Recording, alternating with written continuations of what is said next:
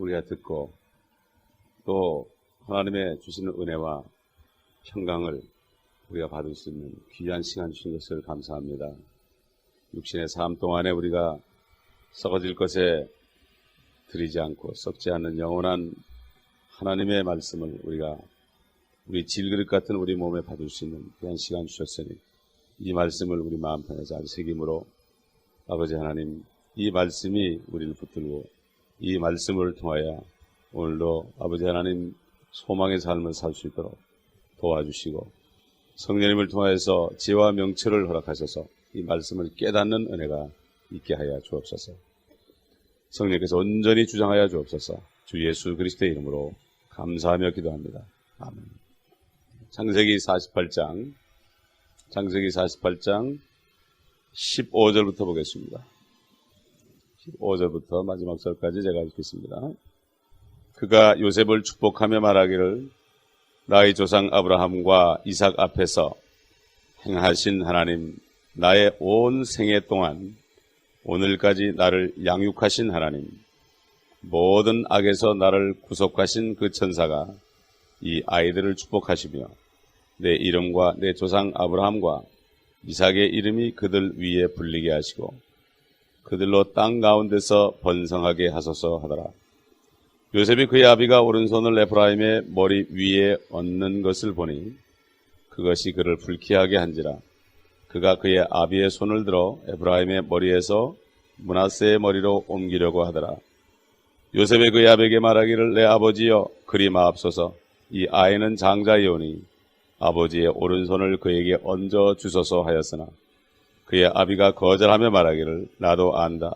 내 아들아 나도 안다. 그도 역시 한 백성이 될 것이며 그도 역시 크게 될 것이다. 그러나 진실로 그의 아우가 그보다 더 크게 되고 그의 씨가 수많은 민족들을 이룰 것이라 하고 야곱이 그날 그들에게 축복해주며 말하기를 이스라엘이 네 안에서 축복하며 말하기를 하나님께서 너를 에프라임 같고 또 므낫세 같게 하시기를 원하노라고 하리라 하고 그가 에프라임을 므낫세 앞에 세웠더라. 또 이스라엘이 요셉에게 말하기를 보라 나는 주구나 하나님께서 너희와 함께 하셔서 너희를 다시 너희 조상의 땅으로 데리고 가시리라. 내가 너에게 네 형제들보다 한 분깃을 더 주었나니 이는 내가 내 칼로 또 활로 아무리 이내 손에서 빼앗은 것이니라 하더라. 이제 야곱이 147세가 돼서 육신의 삶을 이제 끝날 때가 돼서 요셉의 아들들을 축복하는 장면입니다.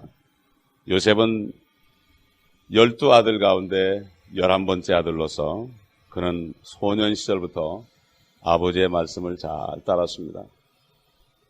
그래서 형들이 양을 치러 갔을 때 아버지가 심부름만 하면은 그 수십 마일을 요즘같이 자동차를 타는 것도 아니고 수십 마일을 달려가고 또 가서 없으면 또 물어서 찾아가서 이렇게 아버지의 말씀에 절대 순종하는 그러한 아들이었습니다. 그리고 아버지의 말씀에 순종하다가 그가 형들에게 결국 죽임을 당할 뻔하고 죽지는 않았지만은 그가 종으로 팔려갔을 때도 그는 절대로 아버지를 원망하지 않고 형들을 원망하지 않았습니다. 아버지 괜히 나 심부름 시켜가지고 형들 때문에 이렇게 내 신세가 처량하게 됐다고 오도가지 못하는 신세 속에서 그는 10여 년 동안을 고생을 하면서도 한 번도 사람들을 원망해 본 적이 없습니다. 이 순종이라는 것은 뭔가 하면은 어떤 사정이 일어나도 전혀 내 마음에 불평이 없고 그저 순순히 따라가는 겁니다. 이게 바로 순종입니다. 그렇기 때문에 아버지가 죽기 전에 이제 그 요셉은 그 두 아들을 그 할아버지 앞에 대동하고 나타나고 그들이 자기를 대신해서 축복을 하는 것을 봅니다. 이미 요셉은 축복을 받았죠.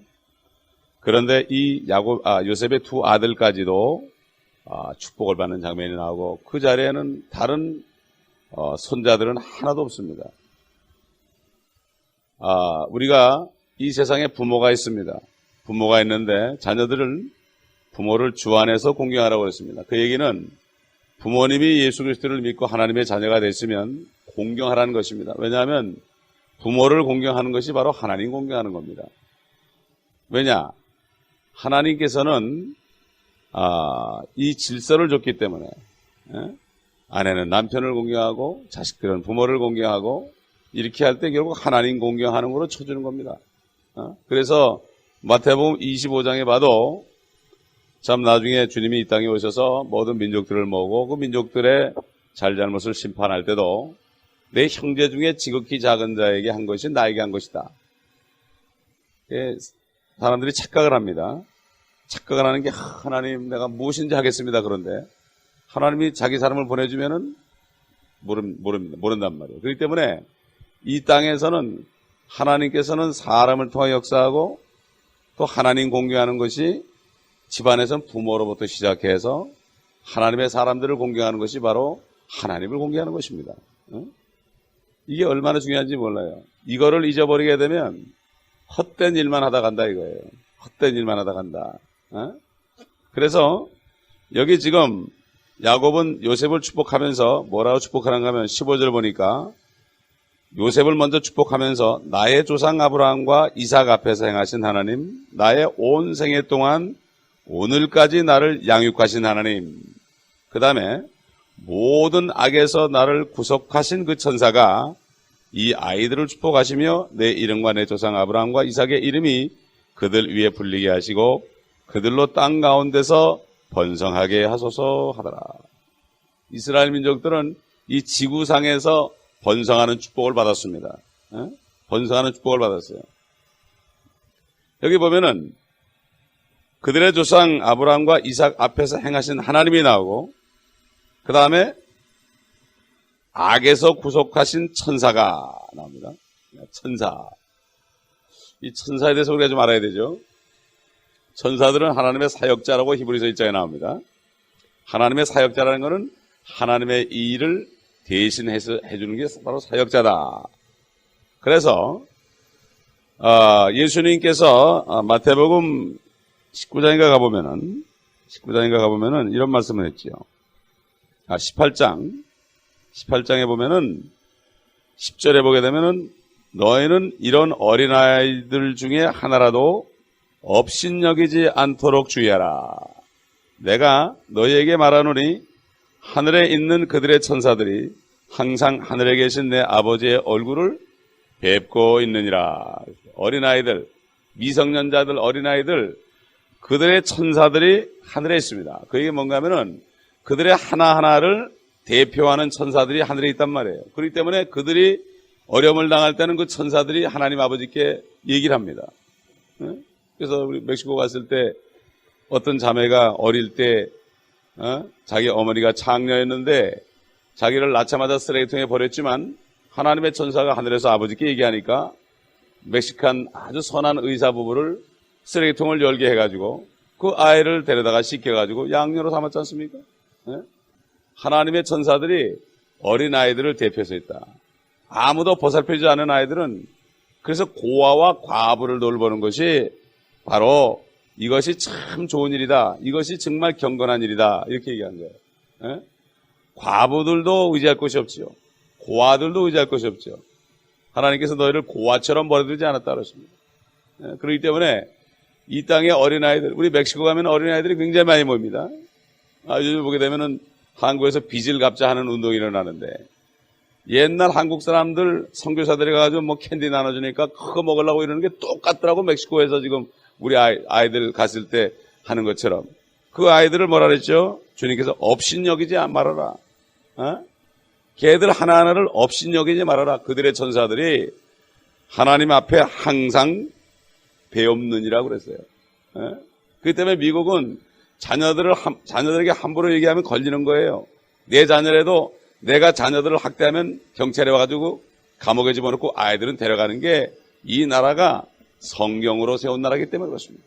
이 나라가. 그 다음에 시편 90편을 보게 돼도 구약에 봐도 시편 90편을 봐도 91편을 보게 되면은 또 천사 얘기가 나옵니다. 91편 1절부터 보면 지극히 높으신 분의 은밀한 곳에 거하는 자는 전능하신 분의 그늘 아래 살리로다. 내가 주에 관하여 말하기를 그는 나의 피난처시며 나의 요새시요 나의 하나님이시니 내가 그를 신뢰하리라 하리로다. 참으로 그가 너를 새 사냥꾼의 덫과 지독한 전염병에서 건져내시리라. 그가 너를 자기 깃털로 덮으시리니 네가 그의 날개 아래 피하리로다. 그의 진리가 너의 작은 방패와 큰 방패가 되리니 네가 밤의 공포나 낮에 날아가는 화살이나 어둠 속에서 만연하는 전염병이나 백주에 황폐케 하는 멸망을 두려워하지 아니하리로다. 1000명이 네 옆에서 10,000명이 네 오른편에서 쓰러질 것이나 그것이 네게는 가까이 오지 못하리라. 오직 네가 네 눈으로 보게 되리니 악인의 보응을 보리로다. 네가 나의 피난처이신 주 곧 지극히 높으신 분을 네 처소로 삼았으므로 어떠한 재앙도 네게 닥치지 못하며 어떠한 전염병도 네 장막에 가까이 가지 못하리라. 이는 그가 너를 위하여 자기 천사들에게 명하시어 너의 모든 길에서 너를 지키게 할 것임이라. 그들이 그들의 손으로 너를 받들어 네 발이 돌에 부딪히지 않게 할 것이요 네가 사자와 독사를 밟으며 젊은 사자와 용도 발로 짓밟으리로다. 그가 나를 사랑하였으므로 내가 그를 구해낼 것이며 그가 나의 이름을 알았으므로 내가 그를 높이리라. 그가 나를 부르리니 내가 그에게 응답하리라. 고난 중에 내가 그와 함께 할 것이며 내가 그를 구해내고 그를 영화롭게 하리라. 내가 장소로 그를 만족케 하여 내 구원을 그에게 보이리라. 참, 이게 하나님께서 여러 가지 뜻이 있어요.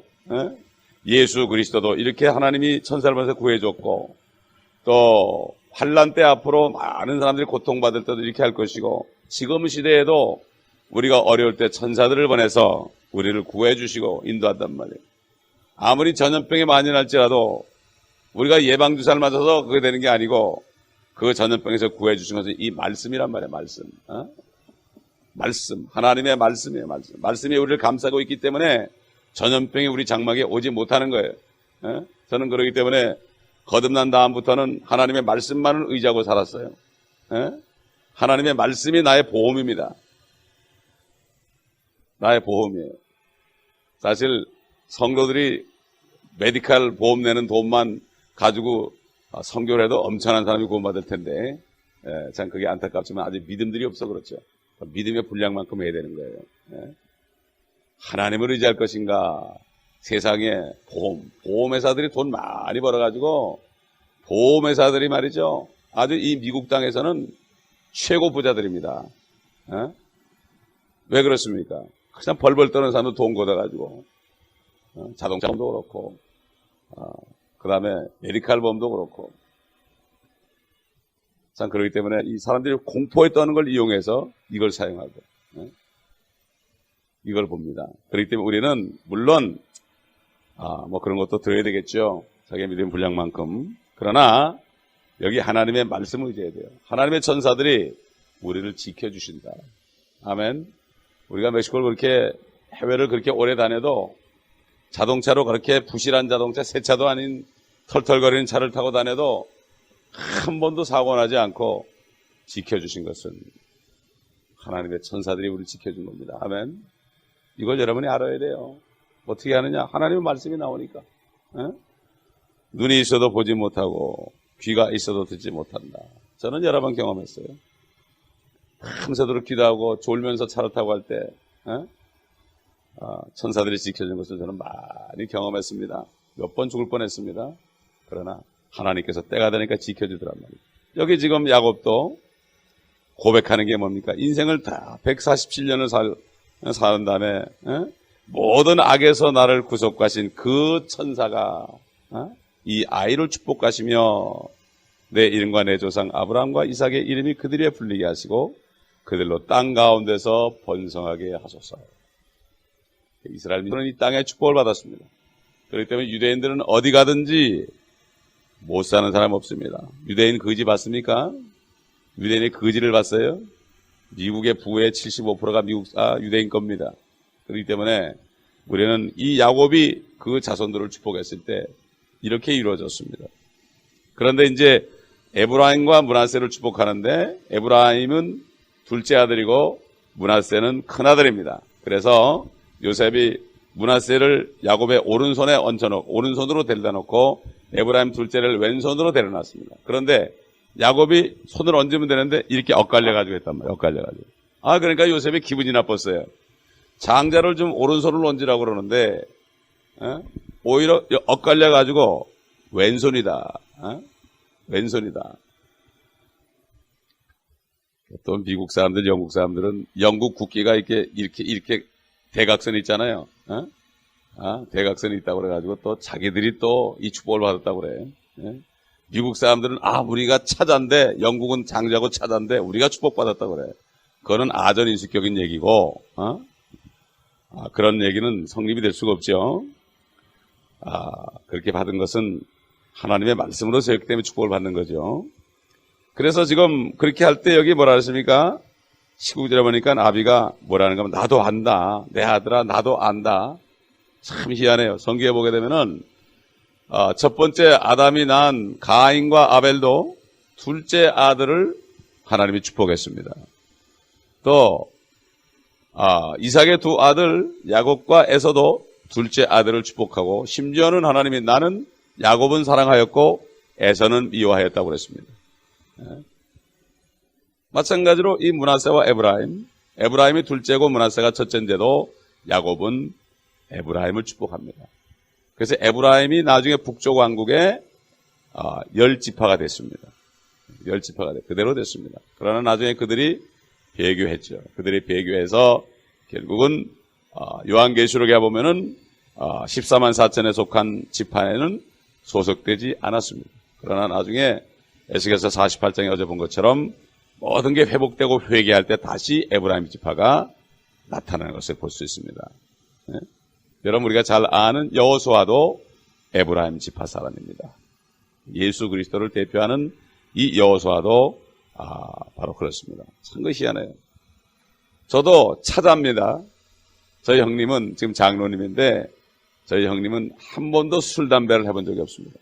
깨끗하게 살았습니다. 그런데 나 같은 망나니 같은 나를 목사로 삼았습니다. 곰곰이 생각해 보니까 이 땅에서 죄 짓고 참 어려운 가운데 처한 사람이 나중에 죄인들이 올 때 그들의 심정을 이해하라고 그런 것 같아요.